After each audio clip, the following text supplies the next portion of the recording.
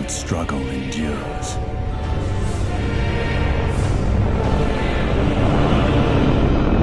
The wall dividing life from death. It is so thin.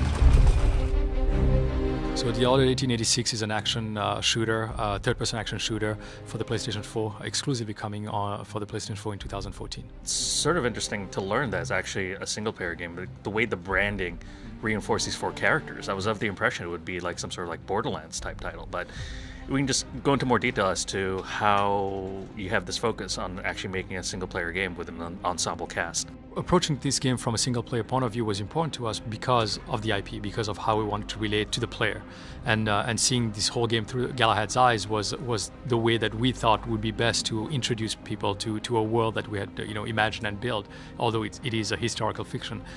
The interesting part about that squad is what I personally have always loved about great stories. More often than not, great stories are built out of multiple people, not because of a single hero. People change because of their surroundings. And for us, introducing that squad very early on with the E3 trailer was a way for us to tell everyone, hey, here's a group of people you're going to start caring about. They're going to go through something. They're going to go through a story. They're going to go through life together, and they're going to influence everything that happens in the game. But we wanted that vehicle, that vessel that you felt the story through, to be Galahad, to be that main hero that could basically evolve with you and experience those moments in the game, those interactions, those relationships, through that person's eyes. Lafayette, he's sort of the rookie, right? Usually, when you play those types of games, you're playing it through the rookie's eyes. Was that a conscious choice where you didn't want to fall into sort of that cliche of the player as sort of like the rookie? The reason for choosing Galahad actually was because he represented, in my eyes at least, he represented what the status quo of the war was. When we built each of the characters' character sheets, we gave them traits. I gave them histories. I gave them, a birth date. I gave them a childhood. And as I was basically developing those, you start realizing who is the best person to basically live this story. Somebody who had experience, somebody who actually saw the world the way it was and will see the world the way it is in the future.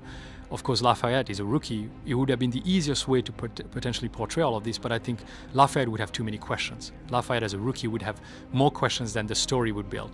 He would have too many questions about the past. So therefore, it wasn't really a conscious choice of just saying hey, every other game does, like the rookie thing with the main character. It was more a question of for me to satisfy the story beats that existed before the story of 1886, of the Order 1886, and give enough history to him that I could, kind of change his path and basically take him on a journey that mattered to him because he had a past and not because he was a blank slate.